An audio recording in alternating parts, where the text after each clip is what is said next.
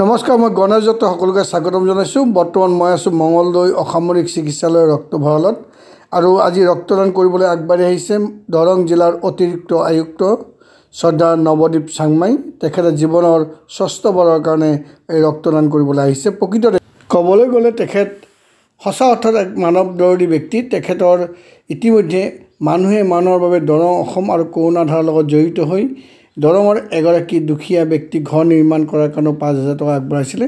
তেখেত স্বইচ্ছাই আজি ৰক্তদান কৰিবলৈ আগবাঢ়িছে আৰু তেখেতে এই যিটো যাত্ৰা, এই যাত্ৰা তেওঁ অব্যাহত ৰাখিব বুলি আমাক কথা দিছে। তেওঁৰ মুখেৰে জানো আহক তেওঁৰ অনুভৱখিনি। সদায় ভাবি আছিলোঁ ভাল এটা দিনত ভাল এটা কাম এটা কৰিবলৈ ইচ্ছুক আছিলে। আগতেও দিছোঁ, কিন্তু এবাৰ দৰঙত প্ৰথমবাৰ বিৰাটেই ভাল লাগিছে।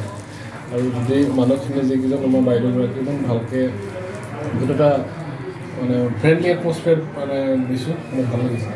যিসকল ইচ্ছুক আছে মই এই মাধ্যমেৰে জনাব বিচাৰিছোঁ যে আপোনালোকে আহক, ব্লাড দিয়ক। ব্লাড দিয়াৰ পিছত খুবেই ভাল লাগে। ৰক্তদান কৰাৰ পিছত তেখেতে দৰঙৰ কোনো সন্তানে যদি APSC বা UPSCত অৱতীৰ্ণ হ'ব বিচাৰে তেওঁলোকক বিনামূলীয়াকৈ কোচিং দিয়াৰ কাৰণে অংগীকাৰ কৰিছে।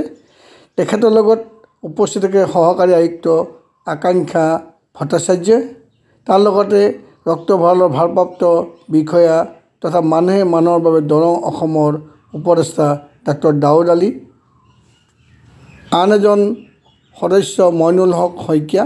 তেওঁলোক উপস্থিত থাকি তেখেতৰ উৎসাহ প্ৰদান কৰে। তেখেতে যিদৰে নিজে আগবাঢ়ি ৰক্তদান কৰিলে, মই ভাবোঁ এনেধৰণৰ মনোভাৱ আটাই লৈ আগবাঢ়ি আহিলে নিশ্চয় যথেষ্টখিনি উপকাৰ হ'ব। কাৰণ ৰক্তৰ অভাৱত বহু মানুহ মৃত্যুমুখত পৰে। আমি আশা কৰিম মঙলদৈত এজনো ৰোগী যাতে ৰক্তৰ অভাৱত মৃত্যুমুখত নপৰে, তাকে আমি কামনা কৰিছোঁ।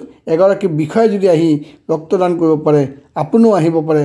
আহকচোন, আগবাঢ়ি আহক আৰু ৰক্তদান কৰি জীৱন দান কৰক। ভিডিঅ'টো চোৱাৰ বাবে ধন্যবাদ জনালোঁ।